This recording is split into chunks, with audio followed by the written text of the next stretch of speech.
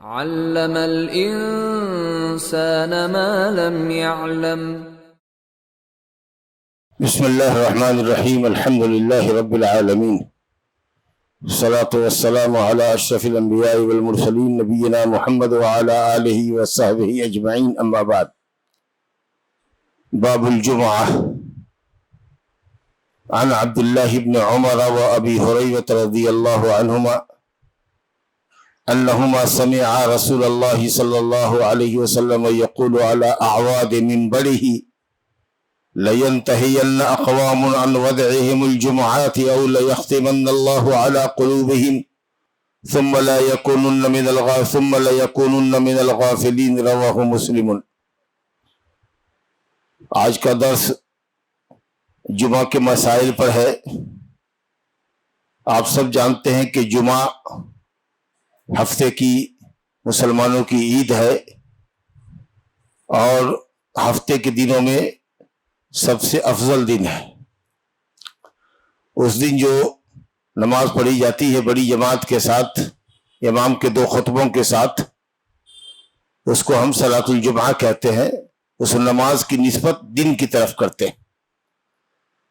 اور جمعہ کو جمعہ اس لیے کہتے ہیں کہ لوگوں کا بڑا اجتماع اس کے اندر ہوتا ہے. یہ بڑا مبارک دن ہے. اسی دن حضرت آدم علیہ السلام کو اللہ نے پیدا فرمایا اور اسی دن قیامت قائم ہوگی. گویا ابتدائی خلق اور انتہائی خلق دونوں اسی دن ہیں. لیکن کون مہینہ ہوگا، کون سال ہوگا، کس مہینے کیا کون سا جمعہ ہوگا، یہ علم صرف اللہ کے پاس ہے. اس دن کو اللہ نے یہود و نصارہ پر بھی پیش کیا کہ سب سے افضل دن ہے تو اس کو قبول کرو عید اور عبادت کے دن کی حیثیت سے. لیکن یہود و نصارہ نے اس تجویز کو ٹھکرا دیا. یہود نے سنیچر کا دن اپنی عبادت کے لیے اور نصارہ نے اتوار کا دن پسند کیا. لیکن امت محمدیہ کو اللہ تعالیٰ نے ہدایت دی اور اس نے جمعہ کے دن کو ہی اپنی ہفتے واری عید اور جمعہ کے اجتماع کے لیے جمعہ کی نماز کی حیثیت سے اس دن کو پسند فرمایا. اور یہ بہت اچھی توفیق ہوئی کیونکہ اللہ نے حضرت آدم کو جمعہ کے دن پیدا کیا اور پیدائش کی غرض آدم کی کیا ہے؟ آدم کی پیدائش کی غرض اللہ کی عبادت. اس لیے بھی یہ دن بڑا مناسب تھا کہ عبادت کا یہ مخصوص دن ٹھہرتا، جس دن صبح سے لوگ اہتمام کرتے، غسل کرتے، اچھے کپڑے پہنتے، مسواک لگاتے، خوشبو لگاتے، سرما لگاتے اور پہلی ساعت میں، دوسری ساعت میں، تیسری ساعت میں، یعنی امام کے منبر پر اٹھنے سے پہلے پہلے آتے. اور جو جتنا پہلے آتا اس کو اتنا زیادہ ثواب ملتا. حدیث آئے گی. تو یہ خصوصیت اور فضیلت ہے جمعہ کے دن کی. حدیث سنیے. جمعہ کی نماز کی اہمیت اور فضیلت وہ کسی بھی فرض نماز کی جماعت سے زیادہ موقد ہے. کسی بھی فرض نماز کو با جماعت مسجد میں ادا کرنے سے زیادہ موقد ہے. اس لیے کہ جمعہ کے وجوب اور اس کی فرضیت پر امت مسلمہ کا اتفاق ہے اور اس سلسلے میں قرآن و حدیث اور اجماع امت ہے. یا ایھا الذین آمنوا اذا نودی للصلاۃ من یوم الجمعۃ فاسعوا الی ذکر اللہ وذروا البیع. کاروبار کو چھوڑو، جیسے ہی جمعہ کے دن اذان ہو فوراً مسجد کی طرف چلو بلا تاخیر. اور حدیثوں کے اندر تو آپ حدیث پڑھیں گے ہی. اور اسی طریقے سے علماء امت کا اتفاق ہے کہ جمعہ کی نماز مسلمانوں پر واجب اور فرض ہے. اس فرض سے مستثنیٰ ہے عورت، بچہ، مسافر، مریض. یہ بیمار ہے نہیں آ سکتا، وہ اپنے گھر میں ظہر پڑھے گا. عورتیں جو نئی مسجد آ سکتی ہیں ان کے لیے جمعہ فرض نہیں. اگر وہ گھر میں پڑھتی ہیں تو گھر میں جمعہ قائم نہیں کر سکتی، وہ وہاں ظہر پڑھیں گی. کوئی مسافر آدمی ہے، آپ 10 آدمی کے ساتھ پوری بس لے کر کے آپ جا رہے ہیں کہیں، جمعہ کے دن وقت جمعہ ہو گیا، اب آپ نے سوچا کہ یہیں پر کسی سائے دار درخت کے نیچے ہم بس کھڑی کریں اور یہاں پر جمعہ قائم کر دیں، ایک مولوی ہے ساتھ میں اس کو کھڑا کر کے خطبہ دلوا دیں. یہ بے وقوفی ہوگی. مسافر کے لیے جمعہ نہیں ہے. مستقل جہاں لوگ سکونت پذیر ہوں وہیں کی مسجد میں جمعہ ہے. اب اگر کوئی شخص باہر کا مسافر ہے، آیا آپ کے محلے میں اور دیکھ رہا ہے کہ جمعہ کا وقت تھوڑا ہے اور اس کو کوئی جلدی نہیں ہے، ٹرین پلین پکڑنے کی جلدی نہیں ہے، تو اس پر بھی واجب ہے کہ وہ اس مسجد میں آ جائے۔ اذا نودی للصلاۃ من یوم الجمعۃ فاسعوا الی ذکر اللہ، اللہ کے ذکر کی طرف چلو۔ اس حکم میں وہ بھی داخل ہے جو یہاں کے مقیم ہے یا اس شہر میں مسافر ہے، اگر اس کو جلدی نہیں ہے ٹرین پکڑنے کی، ہوائی جہاز پکڑنے کی تو۔ لیکن اگر شہر سے باہر ہے اور وہ یہ چاہے کہ اپنے طور پر مسافروں کی جماعت مل کر کے جمعہ قائم کر لے، نہیں کر سکتی، ان کو ہر حال میں ظہر کی نماز پڑھنا پڑے گا۔ البتہ مسافر ہے تو 2 رکعت ظہر پڑھ لیں گے، اور چاہیں گے تو 2 رکعت عصر بھی ملا کر کے پڑھ لیں گے۔ نبی صلی اللہ علیہ وسلم حجۃ الوداع کے اندر مسافر تھے، عرفہ کا میدان میں جب آپ ٹھہرے، وہاں جس سال آپ نے حج کیا جمعہ کا دن تھا، تو آپ نے جمعہ نہیں پڑھی کیونکہ مسافر پر جمعہ نہیں ہے۔ آپ نے ظہر کی نماز 2 رکعت پڑھی، پہلے خطبہ دیا، اس کے بعد اذان ہوئی، اقامت ہوئی، 2 رکعت ظہر کی نماز آپ نے پڑھی، اور اس کے معین بعد اقامت ہوئی، 2 رکعت عصر کی نماز پڑھی، ظہر عصر جمع و تقدیم ہو گئی۔ اس کے بعد لوگ چلے گئے میدان عرفات میں، جس کو جہاں جگہ ملی وہاں وہ شام تک، غروب آفتاب تک ذکر و دعا کے اندر، تلاوت کے اندر مشغول ہو گیا۔ تو مسافر اپنے طور پر جمعہ نہیں قائم کر سکتا۔ ہاں، مسافر جس جگہ پہ ٹھہرا ہوا ہے یا جس شہر میں ٹھہرا ہوا ہے، وہاں پر اگر کسی مسجد میں جمعہ کی نماز ہو رہی ہے اور وہ مشغول نہیں ہے تو اس پر بھی واجب ہے کہ وہ جمعہ میں آ جائے۔ بہرحال جمعہ کی بڑی اہمیت ہے، بڑی تاکید ہے، حدیث ملاحظہ کیجئے، اور اس میں جو کچھ اور مزید مسائل ہوں گے، اگر 3-4 دن ہم ہیں، اگر کنٹینیو کریں گے آپ کو، تو انشاءاللہ کچھ اچھے مسائل بھی آپ کو معلوم ہو سکیں گے۔ فرمایا گیا عبداللہ بن عمر رضی اللہ عنہما اور ابو ہریرہ رضی اللہ عنہ سے، عبداللہ بن عمر اور ابو ہریرہ 2 صحابی اس حدیث کو روایت کرتے ہیں کہ انہما سمع رسول اللہ صلی اللہ علیہ وسلم یقول علی اعواد منبرہ، ان دونوں حضرات نے رسول اللہ صلی اللہ علیہ وسلم سے منبر کی سیڑھیوں پر خطبہ دیتے ہوئے سنا تھا، لَيَنْتَهِيَنَّ أَقْوَامٌ عَنْ وَدْعِهِمُ الْجُمُعَةَ، کہ لوگ ضرور بالضرور، لام مفتوحہ ہے، اس سے پہلے جملہ قسمیہ ہے، اس کو لام موطأ للقسم کہتے ہیں، آگے قسم کا جملہ محذوف ہے، قسم اللہ کی، ضرور بھی ضرور، یقینی طور پر لوگ جمعہ کو چھوڑنے سے باز آ جائیں، اللہ کی قسم، لوگ ضرور بھی ضرور جمعہ چھوڑنے سے باز آ جائیں، جمعہ نہ چھوڑیں، جمعہ کی اہمیت کو سمجھیں، 5 وقت کی نماز اہمیت کی ہے، صرف جمعہ بیکار ہے، لیکن جی میں آیا تو چلو جمعہ نہیں پڑھیں گے تو کیا ہوا، کام میں لگے رہتے ہیں، ظہر پڑھ لیں گے، نہیں، جمعہ کے دن جمعہ پڑھنے کا اہتمام کرو، یہ مطلب ہے، ضرور بھی ضرور لوگ جمعہ پڑھیں اور جمعہ چھوڑنے سے پرہیز کریں، ورنہ جمعہ چھوڑنے کے نتیجے میں سزا کیا ملے گی؟ اللہ تعالیٰ ان کے دلوں پر گمراہی کی مہر لگا دے گا، اور لَيَخْتَمَنَّ اللَّهُ عَلَىٰ قُلُوبِهِمْ، اگر ایسا نہیں کرتے ہیں تو پھر اس کام کے لیے تیار رہیں کہ اللہ ان کے دلوں پر گمراہی کی مہر لگا دے گا۔ جب گمراہی کی مہر لگ جاتی ہے تو اس میں حق اور ہدایت داخل نہیں ہو سکتا، اور پھر وہ انسان کا ثُمَّ لَيَكُونَنَّ مِنَ الْغَافِلِينَ، پھر وہ بندہ غافلین میں سے لکھا جاتا ہے، وَالْعِيَاذُ بِاللَّهِ۔ تو یہ سخت وعید ہے، اللہ اسے محفوظ رکھے۔ اگر کوئی عذر شرعی نہ ہو، جمعہ کا دن ہو، تو کاروبار، آفس وغیرہ کو چھوڑو بھائی، اور اس کے بعد سیدھا جمعہ کی نماز کا اہتمام کرو۔ اگر کہیں ملازمت کرتے ہو، جمعہ کے دن وہ فرصت نہیں کرتا ہے تو ملازمت چھوڑ دو اس کے پاس سے۔ اگر کسی مسلمان کو کوئی کمپنی جمعہ کے دن چھٹی نہیں دیتی ہے اور تم یہ سمجھو کہ زندگی بھر ایسے ہی جمعہ چھوڑتے رہیں اور وہیں آفس میں ظہر کی نماز پڑھتے رہیں، واللہ دل پر مہر گمراہی کی لگ جائے گی، دل پر مہر گمراہی کی لگ جائے گی۔ اس لیے ایسی ملازمت چھوڑو، ذمہ دار سے بات کرو، اگر وہ ایگری نہیں ہوتا ہے 1 گھنٹے 1.5 گھنٹے کی فرصت کے لیے، کہو کہ ہم اس سے زیادہ کچھ وقت آپ کا کام کر دیں گے، یہ بھی ہم کو منظور ہے، کچھ سیلری سے کاٹتے ہو تو کاٹ لو، نہیں وہ بھی نہیں کرتا ہے تو CL کٹوا دو، سمجھا کہ نہیں، اپنی تنخواہ سے کٹوا دو، لیکن جمعہ مت چھوڑو، اللہ اسی کمائی میں برکت دے گا۔ اگر مقیم ہو اب بیمار نہیں ہو تو مسجد میں آنا ہے جمعہ کے لیے۔ دوسری حدیث دیکھیے، جمعہ کی نماز ارلیئر ہونی چاہیے۔ عام دنوں میں جمعہ کی نماز، ظہر کی نماز تھوڑی تاخیر سے ہوتی ہے، 12:15 پر، کچھ ایسا 13 منٹ پر، 14 منٹ پر ادھر وقت ہو جاتا ہے ظہر کا، سورج ڈھل جاتا ہے، بیچ آسمان سے پچھم کی طرف ذرا سا مائل ہو اور کسی چیز کی کسی چیز کا سایہ اس کے پورب میں لکڑی سے گر جائے تو گویا کہ زوال ہو گیا. زوال مطلب زال یزول میں سورج ڈھل گیا پچھم کی طرف تو ظہر کا وقت آ جاتا. وہ ادھر میرے خیال سے 12:13 14 15 پہ ہو رہا ہے. اذان کتنے بجے آپ دے رہے؟ 1:15 بجے دے رہے. آدھا گھنٹہ لیٹ کر کے آپ دے رہے. گرمی کا زمانہ ہو, مختلف محلوں سے لوگوں کو آنا ہے, ٹھیک ہے چلو 1:15 کے بجائے 1 بجے بھی دے سکتے ہو. لیکن جمعہ کی نماز نبی صلی اللہ علیہ وسلم اول وقت پہ پڑھتے تھے.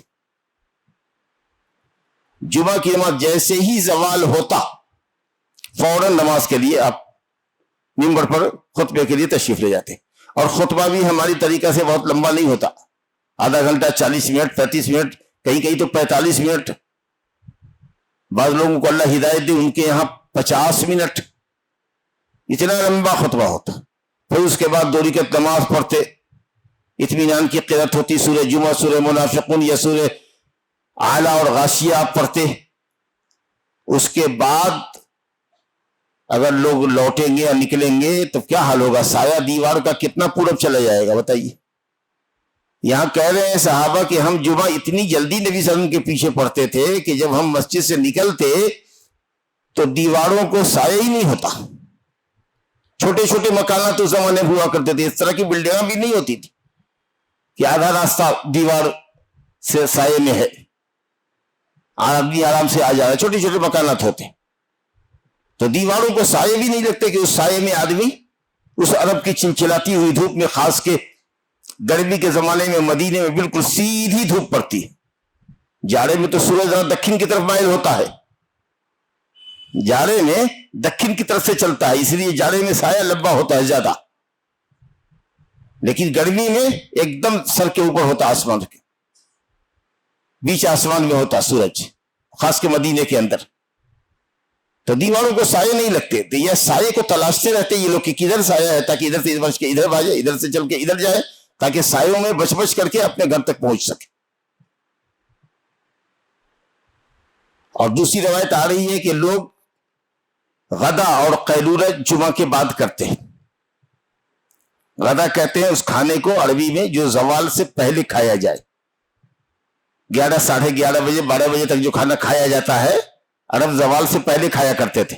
ہم لوگ کیا ہوتا ہے کہ ظہر کی نماز پڑھ کے جاتے ہیں تو 2 بجے 2:30 بجے 3 بجے دسترخوان دن کے کھانا کا لگتا ہے. ان کے یہاں ایسا نہیں تھا, ان کے یہاں 11 ساڑھے 11 بجے کھانا کھا لیتے تھے, اور کھانا کھانے کے بعد تھوڑا قیلولہ کر لیتے تھے, آرام کر لیتے, اور اس کے بعد تب ظہر کی نماز میں آتے. جمعہ کے دن ایسا ہوتا کہ صحابہ کرام اپنا غدا اور اپنا قیلولہ نماز جمعہ کے بعد کرتے. اب اس حدیث سے امام احمد رحمت اللہ علیہ دلیل پکڑتے ہیں کہ جمعہ کی نماز بہت پہلے ہوتی تھی. ان کے یہاں 8 بجے صبح میں جمعہ کی نماز اگر امام احمد کے یہاں قائم کرے کوئی تو ہو جاتی, کیونکہ نہ خطبہ دینا ہے, نماز پڑھنا ہے, اس کے بعد تب کھانا کھانا ہے, قیلولہ کرنا ہے, اور یہ سب کب ہوتا؟ زوال سے پہلے. اس کا مطلب یہ ہے کہ جیسے عید کی نماز ہم پڑھتے ہیں 7 بجے 8 بجے, اگر اس طریقہ سے جمعہ کی نماز پڑھی جائے تو حضرت امام احمد ابن حنبل رحمۃ اللہ علیہ کے نزدیک جمعہ صحیح ہے. لیکن یہ قول مرجوح ہے. اس کے مقابلے میں حنفیہ کا, مالکیہ کا, شافعیہ کا قول یہ ہے کہ جمعہ کا وقت بھی آفتاب کے سورج کے ڈھلنے کے بعد ہی ہے. اور اس قدر شدید اور مضبوط اختلاف, واضح اختلاف ہونے کے باوجود بھی کہ امام محمد بن حنبل رحمۃ اللہ علیہ جو امام بخاری کے استاد ہیں وہ کہتے ہیں کہ زوال سے پہلے جمعہ پڑھا جا سکتا ہے. امام بخاری نے کہا وقت الجمعہ اذا زالت الشمس.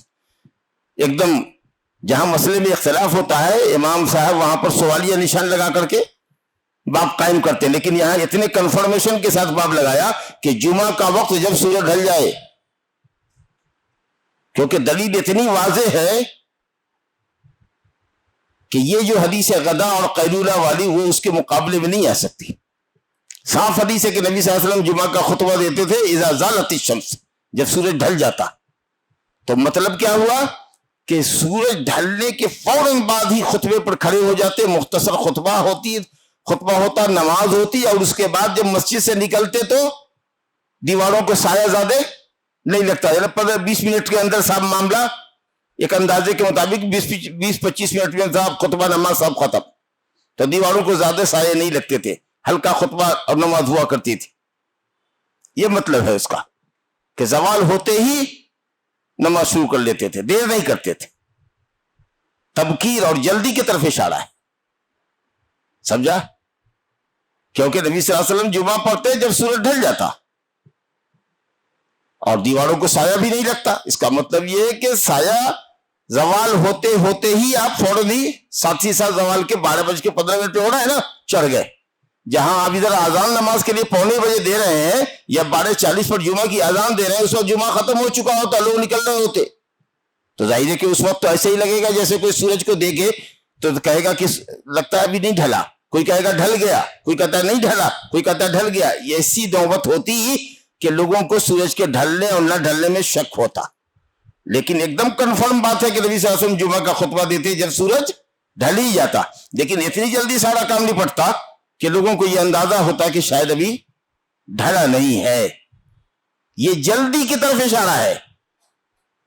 اور رہ گیا قیلولہ اور غدا، جو عرب میں کہتے ہیں زوال سے پہلے کے کھانے کو، تو ہر دن وہ کھاتے رہے ہوں گے زوال سے پہلے، آپ قیلولہ کرتے رہیں گے. لیکن صحابہ کرام جمعہ کی حاضری میں جلدی کرنے کے لیے اس دن غدا کو اور قیلولہ کو نماز جمعہ کے بعد کے لیے مؤخر کر دیتے رہے ہوں گے کہ آج چونکہ جمعہ ہے، جلدی پہنچ رہا ہے، صبح ہی سے آمد و رفت کا سلسلہ ہے.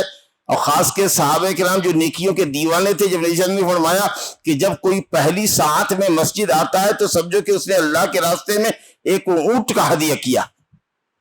اب اس ثواب کو لینے کے لیے صبح ہی سے لوگ آ رہے ہیں. اور ظاہر ہے کہ جلدی اس لیے بھی نماز کرتے ہیں زوال کے فوراً بعد کہ اب ایک آدمی اگر 7 بجے 6 بجے سورج نکل رہا ہے اور وہ پہلی ساعت میں آیا ہے، مثال کے طور پر سورج نکلنے کے بعد سے علماء نے کہا کہ وقت کا انتظار کریں گے. اب وہ 60 منٹ کی تو نہیں تھی اس زمانے کے اندر. چلو اگر مثال کے طور پر ہم تو کو یہ دے دیں کہ اب اللہ کے یہاں ساعت کی کیا مقدار ہے اور کتنی دیر تک آنے والے ایک ساعت اور پہلی ساعت میں کہے جائیں گے، یہ تو اللہ جانے.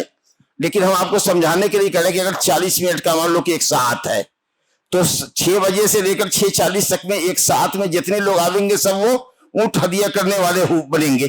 اب اس طریقے سے دوسرے گائے والے، پھر وہ کبشہ والے، اور اس طریقے سے مرغے والے اور یہ انڈے والے، یہاں تک کہ جب امام خطبے پر کھڑا ہو گیا تو ڈور بند، آنے والوں کے ثواب کا دروازہ بند.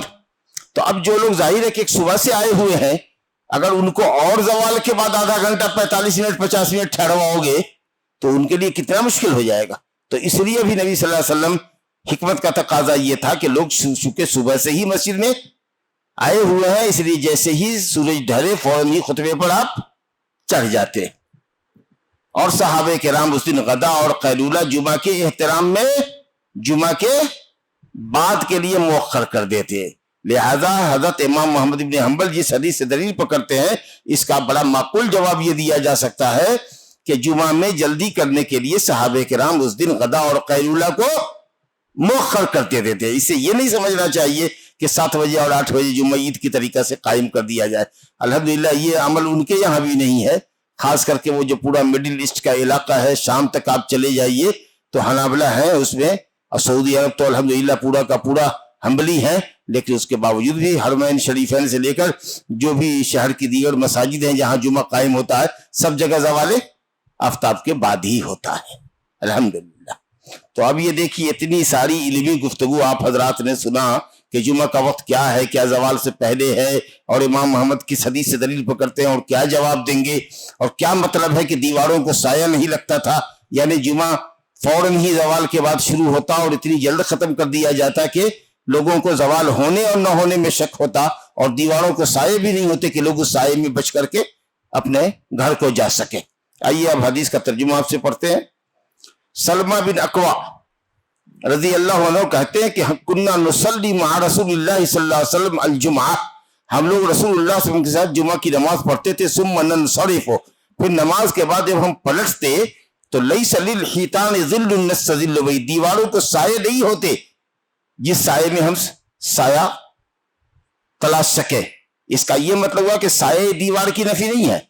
اگر دیوار کو سایہ نہیں ہوگا تھوڑا بھی تو سورج ڈھلا کہاں؟ تو سایہ تو ہوگا تبھی تو سورج ڈھلے گا. تو ذل نستظل بھائی اتنا سایہ نہیں ہوتا جس میں ہم چل سکے.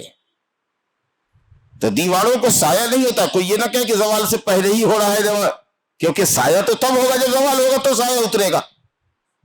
تو اس لیے اگر اس حدیث میں بھی کوئی مغالطہ ڈالے کہ دیکھو دیواروں کو سایہ کہاں رکھے گا، نہیں، دیواروں کو سایہ تو تھا، اتنا سایہ نہیں تھا جس میں لوگ چل سکتے تھے. ماشاءاللہ. چلیے، واللفظ للبخاری، یہ لفظ بخاری کا ہے. مسلم میں ہے کہ کننا نجمع معه اذا زالت الشمس. اب لوگ مسلم شریف میں یہی روایت سلمہ بن اکوع کی ہے. یہاں کہتے ہیں کہ ہم رسول اللہ صلی اللہ علیہ وسلم کے ساتھ جمعہ کی نماز ادا کرتے تھے جب سورج ڈھل جاتا تھا. دیکھیے واضح ہو گیا کہ جب سورج ڈھل جاتا تب جمعہ کی اذان ہوتی اور تب خطبہ ہوتا اور اس کے بعد نماز ہوتی. تو جس سائے کی نفی کر رہے ہیں وہ دیواروں کا اتنا سایہ ہے جتنے سائے میں 3 فٹ سایہ ہو کہ اس میں ایک آدمی آرام سے 4 فٹ ہو جس میں آدمی چل سکے، اتنا سایہ نہیں ہوتا تھا. وہ جلدی نماز پڑھتے تھے سورج ڈھلتے ہی. خطبے میں کیا ہوتا، چند کلمات ہوتے آپ کے اور پھر نماز ہوتی نکل جاتی. بلکہ آپ صلی اللہ علیہ وسلم نے کہا کہ آدمی کی فقاہت اور عقل مندی کی اور ذی علم ہونے کی دلیل یہ کہ اس کا خطبہ مختصر ہو اور نماز لمبی ہو. جمعہ کے دن یہاں ہمارے یہاں الٹا ہوتا ہے، 30 منٹ 35 منٹ کا خطبہ اور 5 منٹ کی 7 منٹ کی نماز. نہیں ہوتا.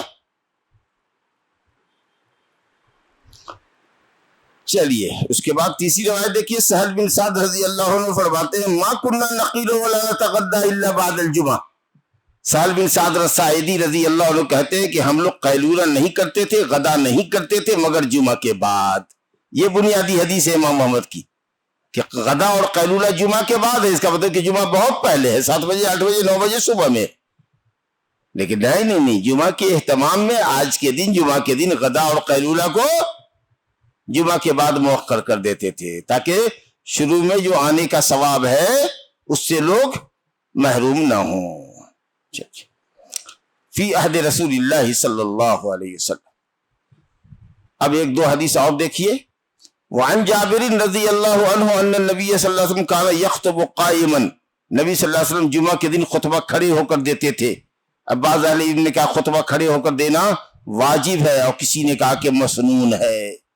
سمجھا کہ نہیں؟ لیکن صحیح قول یہ ہے کہ واجب ہے. 2 خطبے کے درمیان فصل ڈالنے کے لیے آپ بیٹھا کرتے تھے. سمجھا. لیکن اب مان لو کہ کوئی امیر المومنین آ گئے ہیں، حکمراں مسلمانوں کا آ گیا، وہی خطبہ دینا چاہتا ہے، کھڑا نہیں ہو سکتا تو بیٹھ کے ہی خطبہ دے گا. سمجھا کہ نہیں؟ حضرت معاویہ رضی اللہ عنہ نے بیٹھ کے خطبہ دیا. سمجھا. تو جابر کہتے ہیں کہ نبی صلی اللہ علیہ وسلم خطبہ کھڑے ہو کر دیتے تھے. فجاءت عیر من الشام. خطبہ جمعہ کا دے رہے تھے کہ شام سے تجارتی قافلہ آیا. عربوں کی تجارت 2 جگہ ہوا کرتی تھی. گرمی میں ملک شام جاتے اور جاڑے میں ملک یمن جاتے. یمن میں جاڑا کم پڑتا ہے، شام میں گرمی کم پڑتی. 2 جگہ کا سفر کرتے تھے. لإلاف قریش ایلافہم رحلۃ الشتاء والصیف. بڑے معلوف تھے، بڑے مانوس تھے. گرمی اور جاڑے میں 2 بڑے سفر کیا کرتے تھے یہ لوگ. تو جاڑے میں جاتے یمن، گرمی میں جاتے ملک شام. شام سے تجارتی قافلہ آیا. اس کا مطلب یہ ہوا کہ یہ جمعہ ہو رہا تھا گرمی میں. تو جب قافلہ آیا تجارتی جس پہ سامان لدے ہوئے تھے، کھانے پینے کی اشیاء، غلے اور اناج لدے ہوئے تھے، تو جب آتے قافلہ والے ایر کہتے ہیں اونٹوں کو جن اونٹوں پر کھانے کی اشیاء، غلہ، اجناس وغیرہ لدے ہوئے ہوں، تو جب آتے تو وہ دفلی بجاتے، دف بجاتے، ڈگڈگیا بجاتے تاکہ لوگوں کو پتہ چل جائے کہ قافلہ آ گیا ہے. سمجھا. اب نتیجہ یہ ہوا کہ نماز جمعہ ہو رہی ہے، خطبہ نبی صلی اللہ علیہ وسلم دے رہے ہیں، ممبر پر کھڑے ہوئے ہیں، اور وہ ڈگڈگی کی آواز سن کر کے صحابہ کرام تجارتی قافلے کی طرف دوڑ پڑے غلہ خریدنے کے لیے کہ کہیں ایسا نہ ہو کہ ہم نماز جمعہ کے بعد جب جائیں تو ہم کو کچھ نہ ملے، سب سامان فروخت ہو چکا ہو. نتیجہ یہ ہوا کہ صاحب گئے، یا تو یہ سمجھا ہوگا کہ جمعہ کا خطبہ سننا واجب نہیں ہے، یا یہ سمجھا ہوگا کہ اچھا بعد میں سامان خرید کر کے گھر رکھ کے چھوڑ کے آتے ہیں، جب تک نبی صلی اللہ علیہ وسلم ہمارا انتظار کریں گے ممبر پر خطبہ دیتے رہیں گے، آ کر کے اپن جمعہ کی نماز پا جائیں گے. لیکن ایسا کب ہو سکتا تھا؟ بہرحال جو بھی وجہ ہو، اپنی نوعیت کا ایک عجیب واقعہ تھا کہ محمد صلی اللہ علیہ وسلم کو منبر پر کھڑا خطبہ دیتا ہوا چھوڑ کر لوگ چلے گئے، صرف 12 آدمی بچ گئے، اور حدیث کا سیاق و سباق یہ بتا رہا ہے کہ لوٹے بھی نہیں وہ، اور نبی صلی اللہ علیہ وسلم انہیں نے 12 لوگوں سے آپ نے نماز جمعہ پڑھی۔ ان کو کیا معلوم تھا کہ معاملہ اس حد تک پہنچے گا کہ اللہ تعالیٰ مسلمانوں پر عتاب نازل کرے گا، عتاب نازل فرمائے گا، ڈانٹ نازل ہو گئی۔ وَإِذَا رَأَوْا تِجَارَةً أَوْ لَهْوًا انفَضُّوا إِلَيْهَا وَتَرَكُوكَ قَائِمًا قُلْ مَا عِندَ اللَّهِ خَيْرٌ مِّنَ اللَّهْوِ وَمِنَ التِّجَارَةِ وَاللَّهُ خَيْرُ الرَّازِقِينَ۔ جب لوگوں نے تجارت دیکھا اور اس کے ساتھ کھیل تماشا دیکھا، دف اور ڈبڈبی بجتی ہوئی، تو آپ کو خطبے میں کھڑا چھوڑ کر کے چلے گئے، بھاگ گئے۔ ترکوکا قائما، وہ نہیں جانتے کہ اللہ کے پاس جو ثواب ہے، جو اجر ہے، وہ ان کی تجارت سے بہتر ہے، اور اللہ بہترین روزی دینے والا ہے۔ اللہ پر بھروسہ نہیں تھا، سامان بک جائے گا، خرید ختم ہو جائے گا تو کھانے کے بغیر مر جاؤ گے یا کھانا پاؤ گے، اللہ رزاق ہے، ایسا نہیں کرنا چاہیے تھا۔ سخت ڈانٹ ہوئی، سمجھا کہ نہیں؟ تو اس سے کیا معلوم یہ ہوا کہ خطبے میں آدمی کو خطیب کی خطبے کی بات سننی چاہیے۔ جو کام ہم جمعہ کے بعد بھی کر سکتے ہیں، اگر ایمرجنسی بھی ہے، جمعہ کے بعد بھی ہے تو اس کو روک دو۔ لیکن مان لو کہ اگر بہت ایسی ایمرجنسی ہو گئی، لا قدر اللہ، کہ کسی کا ایکسیڈنٹ ہو گیا، تمہارے کسی کا اللہ نہ کرے، اور اس طرح کی اگر کوئی خبر آئی ہے تو پھر فوراً نکلو، اس کو دیکھو، اس کو مرنے کے لیے مت چھوڑو، اس کو ہاسپٹل لے جاؤ، علاج کرو۔ جمعہ اگر کہیں پاؤ گے اس مسجد میں یا دوسری مسجد میں تو پڑھ لو گے، نہیں تو ظہر پڑھ لو گے۔ لیکن جو کام اپن جمعہ کے بعد کر سکتے ہیں اس کو جمعہ کے بعد ہی رکھو، سمجھا۔ دوسری بات یہ ہوئی کہ جمعہ 12 آدمیوں سے بھی پڑھا جا سکتا ہے۔ کچھ لوگوں نے کہا کہ 40 سے کم تعداد نہیں ہونی چاہیے۔ کہا بھائی کیا دلیل ہے آپ کی؟ کہا کہ پہلا جمعہ جو ہوا تھا مدینہ میں، اسعد بن زرارہ کے حکم پر حضرت مصعب بن عمیر رضی اللہ عنہ، جو اسلام کے پہلے داعی تھے، مکہ سے آئے تھے مدینہ لوگوں کو اسلام سمجھانے، انہوں نے جو جمعہ قائم کیا، جو پہلا جمعہ تھا مدینہ میں، تو پوچھا گیا کہ کتنے تھے تم لوگ اس دن؟ تو کہا تھا کہ 40 تھے۔ اس فگر کو لے لیا 40 ہونا چاہیے۔ اتفاق ہے کہ اس مسجد نماز میں 40 آدمی رہے ہوں گے، لیکن اس سے یہ کہاں لازم آیا کہ 40 ہی کی تعداد شرط ہے، اس سے کم پر جماعت نہیں ہوگی؟ دیکھو یہ تو 12 آدمی پر نماز پڑھی نبی صلی اللہ علیہ وسلم نے۔ اچھا یہ بھی دلیل نہیں ہے کہ 12 آدمی کم سے کم ہونے چاہیے۔ اگر کسی بستی میں 3 آدمی ہوں، 4 آدمی ہوں مسلمان، جو اس بستی میں سکونت پذیر ہو، یہ بات تو عرب والوں کو نہیں سمجھ میں آئے گی، لیکن ہم لوگ کو تو سمجھ میں آتی ہے کہ بعض بستیاں ایسی ہوتی ہیں ہماری کہ جس میں سب غیر مسلم ہی ہوتے ہیں، صرف 2-3 گھر مسلمان کا ہے، اور انہوں نے اپنی چھوٹی سی مسجد بنا رکھی، ٹھیک ہے، وہی 3 آدمی مل کر کے نماز پڑھے گا، سمجھا؟ 3 تو کم سے کم ہونا نہ چاہیے۔ قرآن کی اسی آیت سے غور کرو نا، یا ایھا الذین آمنوا اذا نودی للصلاۃ من یوم الجمعہ، اذان جمعہ کے لیے پکارا جائے تو ایک پکارنے والا ہوگا، کوئی تو ہوگا جس کو پکارا جا رہا ہے، تو چلو ایک ہی آدمی لو، کہ مؤذن کے علاوہ ایک آدمی ہے جس کو پکارنے والا پکار رہا ہے کہ بھئی جمعہ کا وقت ہو رہا ہے۔ فَاسْعَوْا إِلَىٰ ذِكْرِ اللَّهِ، اللہ کے ذکر کی طرف، خطبے اور نماز کی طرف آؤ۔ تو ایک تو پکارنے والا ہوا، ایک وہ جس کو پکارا جا رہا ہے آنے کے لیے، اور ایک خطبہ دینے والا تو ہوگا۔ تو آیت سے بھی معلوم ہے کہ 3 آدمی ہونا چاہیے، اور حدیث ہے کہ کسی بستی میں اگر 3 آدمی ہوں، مستقل قیام پذیر ہوں، اور وہ جمعہ نہ پڑھیں، الا استحوذ علیہم الشیطان، تو شیطان ان کے اوپر پورے طریقہ سے مسلط ہو جاتا، سمجھا؟ تو اس کا اہتمام کریں۔ معلوم ہوا کہ دیہاتوں میں بھی جمعہ ہوگا۔ اب جو لوگ کہتے ہیں نہیں شہروں ہی میں جمعہ ہوگا جہاں پر قاضی ہو، جی تو اب اس لیے دیکھیے گا کہ جو لوگ قاضی کی قید لگا دیتے ہیں، وہ ہر شہر میں مدرسے میں مولویوں کو مفتی اور قاضی بنا دیا ہے۔ یہ کیسا قاضی ہے جس کے قضا کا کوئی ویلو نہیں ہے، گورنمنٹ کے عدالت میں جاتا ہے ایسے اٹھا کے پھینک دیتا، پھر سے مقدمہ لڑو، مدعیہ پھر سے دیتی ہے۔ یہ نہیں دیکھتا کہ ہاں مفتی صاحب نے دارالقضاء کے مفتی صاحب کا پورا فیصلہ تو آ ہی گیا ہے، اس پر دستخط مہر لگی ہوئی ہے، تو کوٹ جائے नामपल्ली कोर्ट में जाओ, या कौन कोर्ट है तुम्हारे यहाँ, अब वो जाकर के करे कि वेरीफाइड, ओके। ऐसा नहीं होता, बल्कि उनको चिढ़ है कि साहब ये कितनी आपने पैरेलल अदालतें खोल रखी हैं, इधर आइए हमारे पास।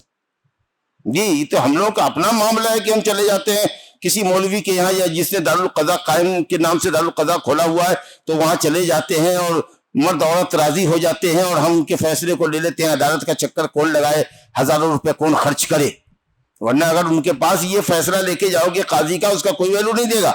लड़की अपना मुकदमा डाले, लड़का डाले, फिर गवाह हो, फिर मिसरें तमाम चलेंगी, वही तरकीब चलेगी। वकील रखना होगा तुमको भी, उसको भी, उसके बाद 6 महीना साल भर बहसें चलेंगी, उसके बाद तब जाकर डिसीजन होता। और अगर नहीं होता तो पुलिस के जरिए पकड़वाते। ये हमारे मौलवी साहबान के फैसले को अगर कोई औरत ना माने, या औरत के हक में फैसला हुआ है अगर मर्द ना माने, तो क्या मौलवी साहब पुलिस के जरिए पकड़वा करके जेल में रखवा देंगे? बोलो ना भाई, तो नहीं, तो कैसा दारुल कज़ा है, समझा? तो ये अच्छी बात है कि हम अपने फैसले ले लें अपने आलिमों के पास, लेकिन इस बुनियाद पर कि चूंकि जुमा कायम करना है और जुमा उसी शहर में होना चाहिए जहां दारुल कज़ा हो, कज़ाए शरी, तो आपने 2-1 मौलवियों को लेकर के किसी मदरसे में दारुल कज़ा कायम कर लिया, अदालत कायम कर लिया, ताकि जुमा कायम करने का मौका मिले। अरे अल्लाह के भोले बंदो, इतना बेवकूफ समझ रखा है। जहां कहीं मुसलमान होगा वहां जुमा होगी, देहातों के शहरों। हमें बताओ, जब मोहम्मद सल्लल्लाहु अलैहि वसल्लम मदीने में गए थे तो मदीना आज के किसी भी देहात से ज्यादा इंटीरियर था। उस जमाने में छोटे छोटे मकानात थे। आज तो चले जाइए आप किसी भी देहात के अंदर, आपको शहर का नमूना और नक्शा होगा, ऐसी ऐसी बिल्डिंगें लोगों ने बना रखी। तो जिस मदीने में नमाज नबी सल्लल्लाहु अलैहि वसल्लम ने पढ़ी है, वो मदीना उस जमाने में देहाती था। उसके बाद अब्दुल कैस का वफ्द आया बहरीन से, तो करिया जोवासा नामी बस्ती में नबी सल्लल्लाहु अलैहि वसल्लम ने उनको हुक्म दिया कि जाके अपनी बस्ती में जुमा कायम करो। करिया का लफ्ज आया, करिया देहात का लफ्ज। इसे इमाम बुखारी बाब डालते हैं, बाबुल जुमा फिल कुरा वल मुदन, करिया हो के शहर हो, हर जगह जुमा कायम होगा। आप समझे ना? और जुमा के लिए 40 की भी कैद नहीं, 12 की भी कैद नहीं। कम से कम कितने आदमी होने चाहिए? 3 आदमी, एक इमाम हो, एक मुअज्जिन हो, एक सुनने वाला हो। तो जाबिर रज़ी अल्लाह अन्हु कहते हैं कि नबी साहब खुतबा दे रहे हैं खड़े होकर के, तिजारत से शाम का तिजारती काफिला ऊंटों पर लद करके अशियाए खुर्दनी लेकर आया। लोग उसकी तरफ दौड़ पड़े, मस्जिद में नहीं बचे मगर 12 आदमी। रवाहु मुस्लिम। हाज़ा व बिल्लाहि तौफीक व सल्लल्लाहु अला नबिय्यिना मुहम्मद व आलिहि व सहबिही अजमईन।